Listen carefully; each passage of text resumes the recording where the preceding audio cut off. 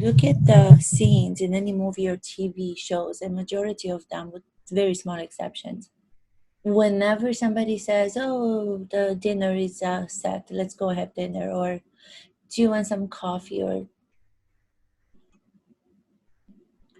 the moment that happens before in preparation to drink or to eat, and it leads us, the spectators, to think that they're going to drink or they're going to eat. But then something happens. All of a sudden, action, something happens. They find out that somebody was unfaithful.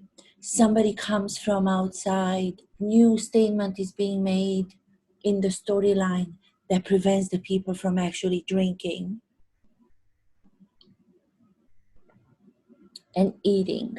I think they think that if you drink or if you eat, it takes too much of a pause and it's too humane. They are afraid of giving that pause. Or maybe they're afraid of chewing and talking at the same time, which is what people do. So portraying people as they are should be what they want to do. So just watch out for films and TV series, and you'll see how few people out there are actually going to eat, going to drink. There's a huge preparation for it, and then it never happens. What's up with that? What is up with that? I don't get it. I'm part of the world right now, as you can see. The colors of the world, the universe is in me.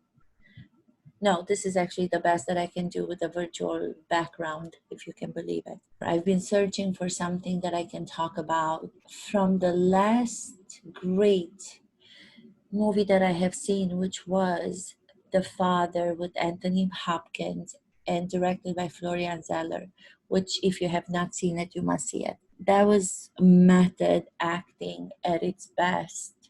That was collaborative work between the actor Anthony Hopkins and Florian Zeller. That was the work. Even though Anthony Hopkins doesn't like to admit that he's a method actor, from the interviews that I've watched of the director Florian Zeller, who adapted the movie after his play and had in mind the whole time for the movie Anthony Hopkins, and changed the character's name to Tony so that he could be talking and he could be guiding the actor Anthony through a new door of personal experiences from the actor's life to bring them into the character's life. He knew that he was going to open a new way of working for Anthony Hopkins, who maintains that he has nothing against the actor studio, but he's not a method actor. I think somebody can say they're non-method actors because they do not want that label, and that's fine. But if you watch his work in that movie, in that film, you will see that he's 100%, 1000%, he's a method actor. Only some of the moments will be so revealing and so up there with the greats of method acting artists. And I say artists because I think we spoke in one of the previous episodes. Not only actors use method, musicians use method, painters use method. It is not being described by most of them because majority of them are doing it subconsciously. They're doing it having not studied method techniques. Therefore, they have no vocabulary or the language to articulate it. But the subconscious work that they're doing, the organic work that they're doing, it is based on what Strasberg, the guru of method, Lee Strasberg, the founder, the artistic director, more precise, of the Actor Studio, came up with, which was an adaptation from the Russian director Konstantin Stanislavski from The System. And he went to do method to adapt it to the modern American actor. Well, here I am again on my own, talking to myself. Strange at the moment. It combines my background with the world background, which is kind of neat. I feel like I'm a painting which is kind of cool. The subject of the episode, I'm the subject, I'm the material, as we all are the materials for our art as the actors. So now it is so much better demonstrated when I say, and when it's being said, that the actors are the only professionals who don't have an instrument outside of themselves, instruments to play like a guitar or piano or canvas, or we are the instrument. We are the instrument. As if I am the painting, but I am the instrument, I am the vessel, I am the whole being that is going to lend itself to the role, to the character that I'm portraying.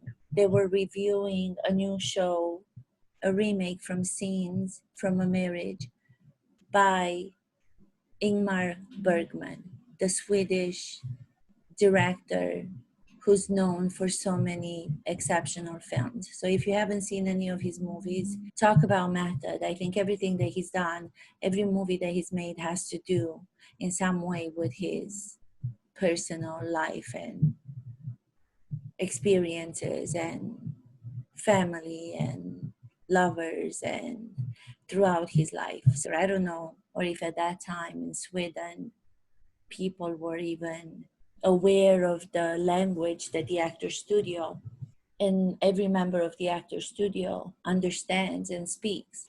There's a certain language that method actors from the actor studio members, as I happen to be one, I mention this a lot because I am very proud of it. As you know, in my beginning of the episode, I always mention the fact that I'm proud of being a member because it's very difficult to get in. But the language is a language that now, what I'm noticing is that it's becoming used in a way that I've never seen before by other on social media. It's being used by politicians, it's being used by journalists, it's being used by podcasters like Joe Rogan. He's got this one episode where he goes into this analysis of why there's so much divide and there's so much dissatisfaction in the world right now. And most of what he talks about, we have been talking about the same things in order to analyze the specificity of the characters that we were trying to understand and play them to the best of our possibility, to the best of our understanding. The articulation, the language of the actor studio, as I have been part of and witnessed for the last almost 25 years, 20 some years, is become a common language. And what do I mean by that language? That language has to do with what before was considered to be a taboo, what before was considered to be a weakness, what before was considered to be what not to do. For example, you could not be vulnerable in a position of power in a company that you work for in front of your colleague because that would make you be weak. You could not talk about your personal struggles. Professional was to put on a veil or two veils or three or four or five and hide all that is and makes you human. And you had to show this perfect, without fears, without vulnerabilities, without struggle, caricature, because a character is someone that's specifically played by a great actor. So they applauded, to this day, they applaud caricatures.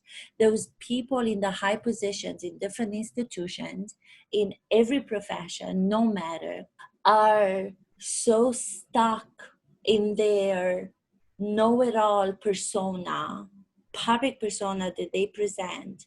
So you're offering something that you know that could be good for others, and you're being thrown back, or you're being kept back, even though they know that you have something that's of enormous importance and substantial and it has essence, but they won't allow you to come in with it because they're afraid for their position of power. They're afraid because they're so insecure, but because they won't accept that they're humans. Going back to what I was saying, they won't accept that they're humans. They won't accept that they have insecurities. Like we have to accept as actors that we have insecurities in order to be able to then go and portray a character that's human. Humanity encompasses all. Humanity is not just a version of ourselves that's perfectly shut up